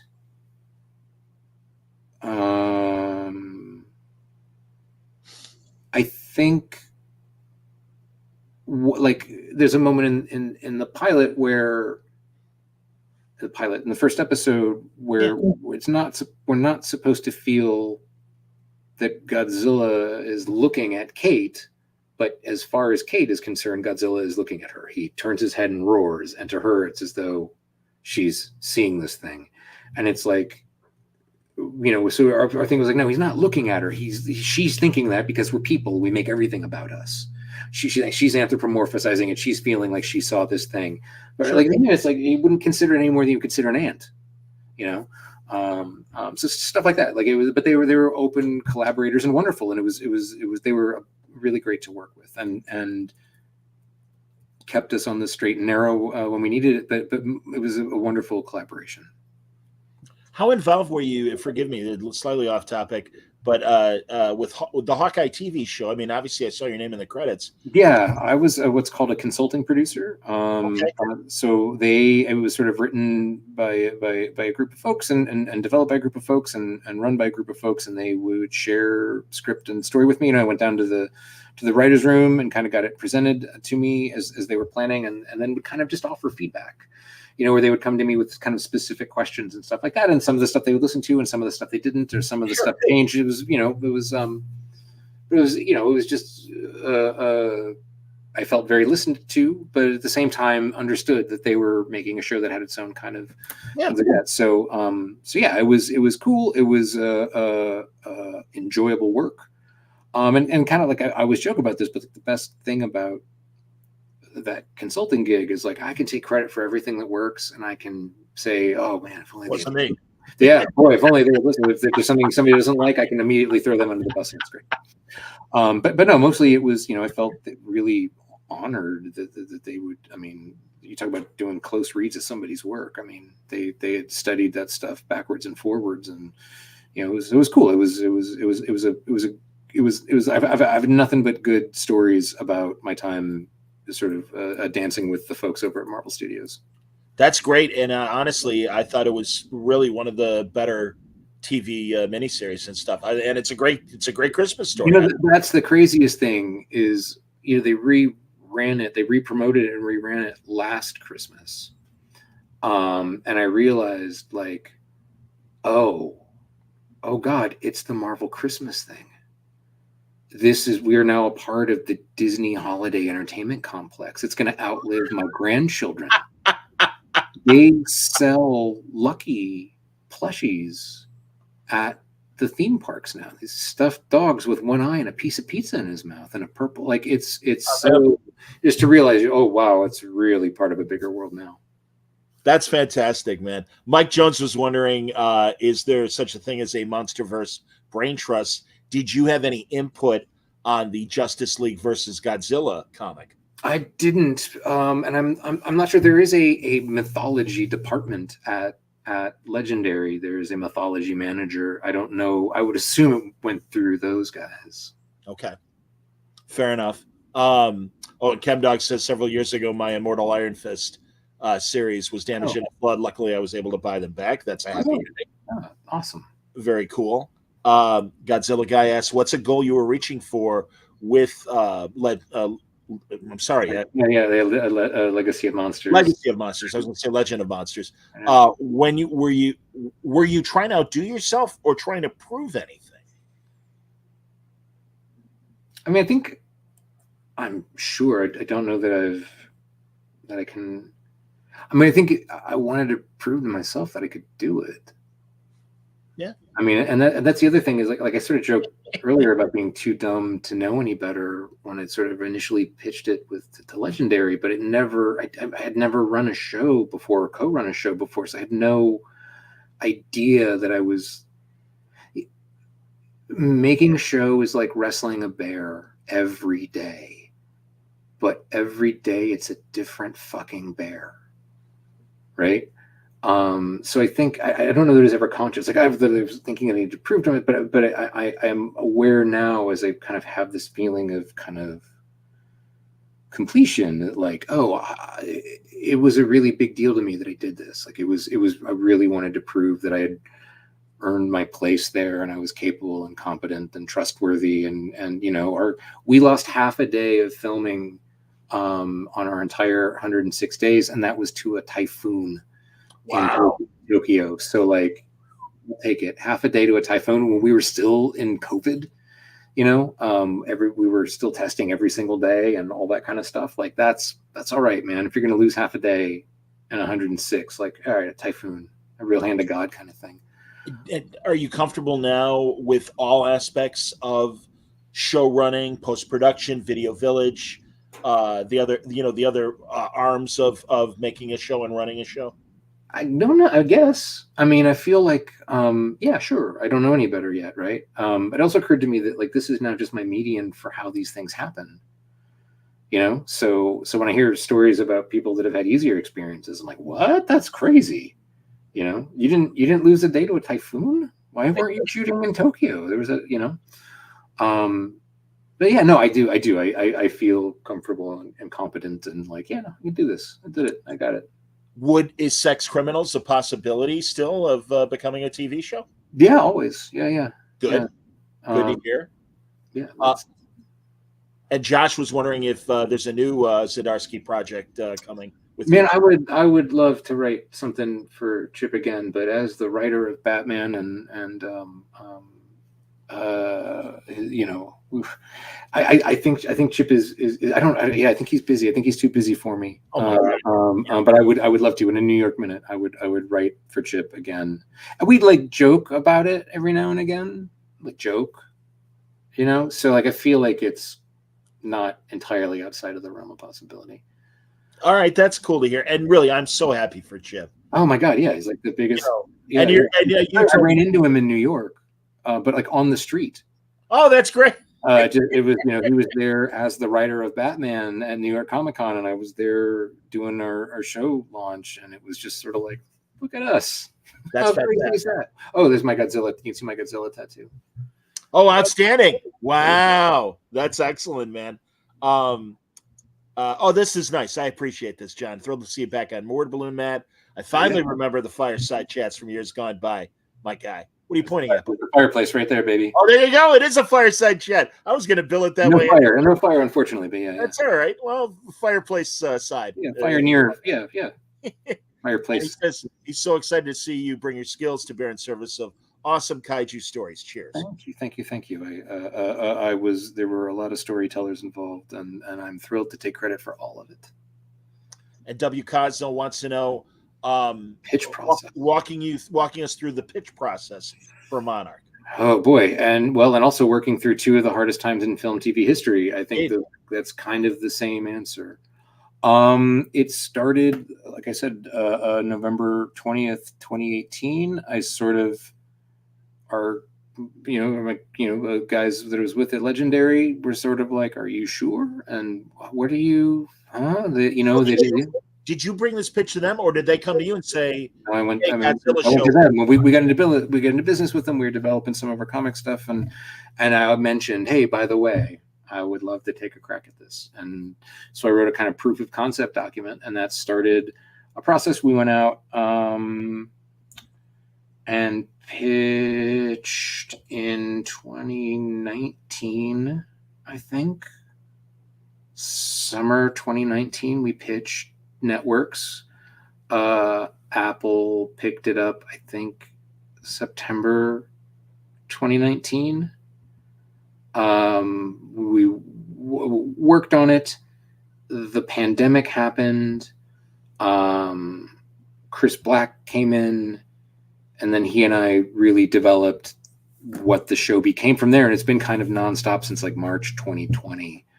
But what was the process like? I mean, the process was, and I mean, Chris, I've learned so much from Chris, and he's such a great writer, and I you know, the ideas to how to center a human story in this giant world took some work, you know, and I think there's a lot of kind of, you know, I think there was a big learning curve, but you know, our you know, network partners Apple and our studio partners at Legendary were all, you know, everybody kind of saw and knew and believed that we knew what we were talking about, even if they didn't see it yet, and we sort of worked on it, and then it was just I wish there was a less negative connotation to the word arduous, you know, but it was arduous. It was a lot of work. It was a lot of thinking. It was a lot of revision. It was a lot of like not being precious with stuff, and sort of everyone wanting to make a show that would appeal to Godzilla fans, MonsterVerse fans, and neophyte viewers. Like it couldn't exist otherwise. And that, you know, so it was just a really big creative process, really slowed down by some of these catastrophes. And like I said, you know, the show's been in development so long, it sort of used to just be a metaphor about climate change. But yeah, it's been a long, crazy journey. And I guess there's even more reason to be astonished that it's really happening. Tell me about casting Kurt Russell and Wyatt Russell in this way. And I mean, when, you know, were there thoughts before coming? I mean, or just really in general? I mean, it started, you know, the character of Lee Shaw, well, and I guess Godzilla are two kind of linchpin characters that appear in both timelines. Yep. And so it started just with the character of Shaw. And then when we began to talk about casting, our brilliant casting director, Rana Kress, was like, you know, I have heard that Kurt and Wyatt have been looking for a thing to do together. And the thing was that they had, I guess, been sent a lot of father and son parts, but that wasn't interesting to them. Sure. So the idea of building a character from two timelines, that was kind of the thing that got them into it.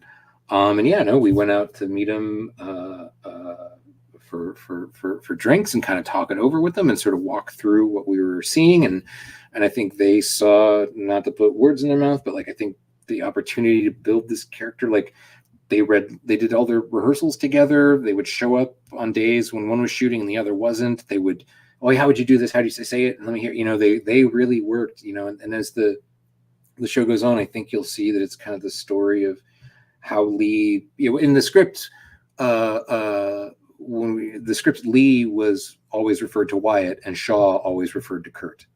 But that's sort of not just to help keep it separate for anyone reading the script and having to figure out how to produce it, but like, you know, it's really kind of you're going to watch how Lee becomes Shaw, and you're going to watch Shaw remember what it was like to be Lee through their kind of parallel storytelling. But it was, you know, two actors that were really willing to take on this challenge and gave it their all in it, and it's just a hell of a lot of fun.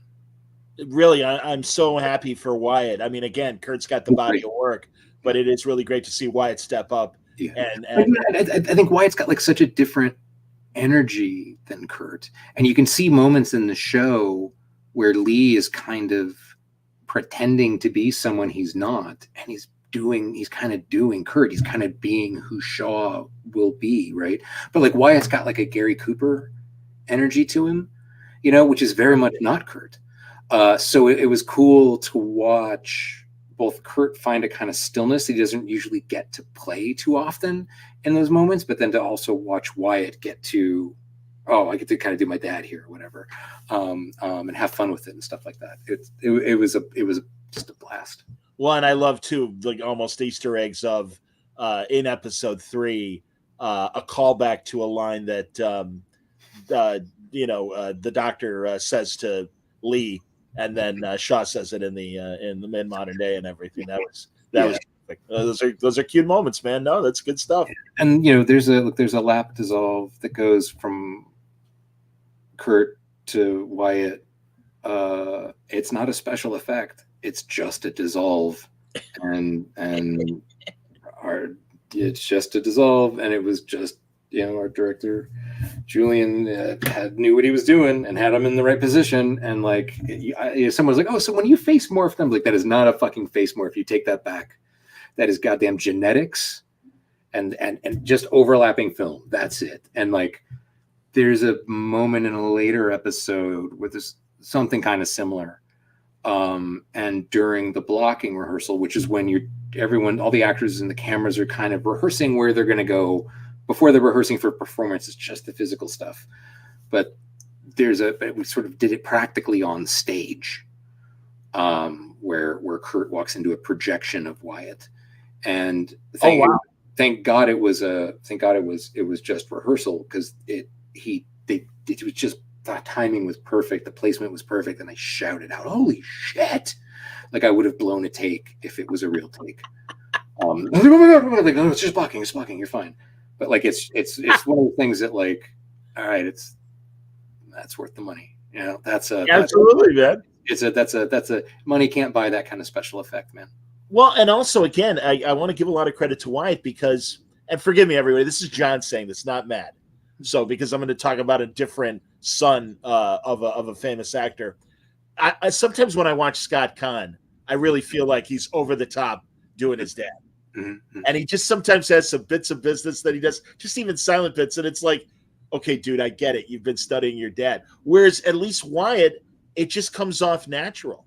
And obviously, I'm sure he's directed and things for those kind of moments and things like that. But yeah, it just feels more like, no, this is the same character. It's great. But there's also, like, I just think that thing of just being around somebody your entire life and you pick up those mannerisms. Like I yawn like my father, and I didn't realize it until my father died, and I heard myself do it, and I was like, "Oh wow!" Wyatt told me about, like, he's always, not only is he, I mean, they're a very close family, and that is, like, let me tell you this thing: the Russells, they are a delightfully close family. Awesome. That first meeting we had with Kurt and Wyatt was on Oliver's birthday, and we were at a restaurant where the rest of the family was showing up for Oliver's dinner, and basically we're having this conversation with Kurt and Wyatt, and it's going on. There's Goldie Hawn, and there's Oliver, and there, it's such a Kate Hudson walks in and says, "Oh, hey, I'm Kate," and I was like, "I know." Like, "Oh no, have your meeting. It's fine. We're just gonna go." And it was just like, oh, they're a big family. They're a big family together. That's wonderful. They're loving and great. And but like Wyatt told me about, like, being a kid. He remembers, like, being on Tombstone as, like, Kurt was working on Tombstone as, like, hotel room, and Wyatt would be, like, coloring on the floor of the hotel room, and just, like, he not only grew up with Kurt but grew up on sets with Kurt. So there's just such a genetic level of harmony that they share. It's really cool. Well, Matt, you're killing it, man. It's such a great show. Thanks, Matt. I'm so thrilled for you and just for the show and for Godzilla fans in general. Monarch is amazing. Catch up if you haven't done it already, everybody. I can't praise it enough on Apple TV. A 10-episode series. Yeah. We're in the midst of today episode 3. Yeah. And John, you've seen through 8, is that correct? Yes, you gave me through 8, which is fantastic. Yeah, I don't think they're releasing 9 and 10 even to I understand. Oh yeah, no, that's kind of par for the course. A lot of times they don't give you the full season when they give you screeners and things. They also went one step further, and I'm very excited for the return of Slow Horses. Yeah, that's soon too. I'm very psyched. It's absolutely. Oh my God. Yeah, listen, man, truly, I'm really glad you're there at Apple. I think Apple is really the shows they do are high quality shows, and I'm so glad that your show is one of them. And yeah, I'm gonna hold you to it, man. When the season wraps up, please come back, and we'll do a full look at the debrief. Yeah, absolutely, bud. No, truly, and my best to Kel, my best to the kids. Again, I wish we all lived on the same street, as I said. Buddy. Yeah, I miss you. It'll be good to get some traveling in again then. And yeah, I think thanks for stream raiders who came in and threw questions. I really appreciate it. And like, it's been awesome. And like the show, hate the show. That's not for me to decide, but just as a fan myself, between this Godzilla -1, and then the new film this spring. Like, it's a great time to be a fan of big monsters breaking stuff. So Indeed. Thanks for supporting us, and thanks for coming out and giving it a shot. And yeah, man, have a good holiday. You too, buddy. Thank you. Word Balloon is going to take the holiday weekend off, but we got great stuff. I'm actually, and I hate to mention the downer, but with the 60th anniversary of the JFK assassination, I'm going to represent. You're finally confessing? No, but Matt, I don't know if you knew this. There was a Chicago conspiracy 2 weeks before Dallas that some believe was linked to the conspiracy. And Kurt Matilla, a fantastic filmmaker, with Oliver Stone, made that new 2-hour documentary he did on Showtime last year. Yeah.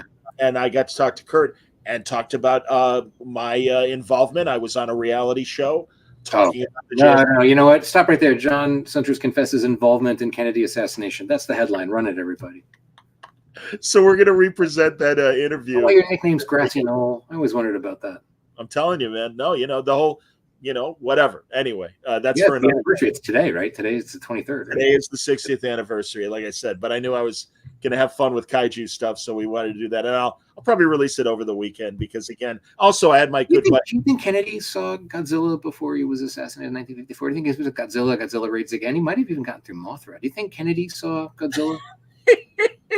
I don't know. I mean, he liked, pop culture trash. I mean, obviously, big James. You like From Russia with Love, a big Ian Fleming fan? I mean, come on. Yeah.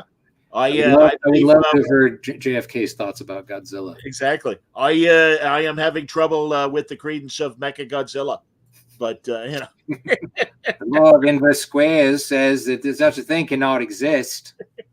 Ich bin ein kaiju fan. See, I miss us doing Orson Welles and John Huston conversation. Yeah. Appreciate that. That's good. So, all right, brother. Well, thanks a lot. Everybody, thanks for watching. Have a great Thanksgiving. Have a great weekend.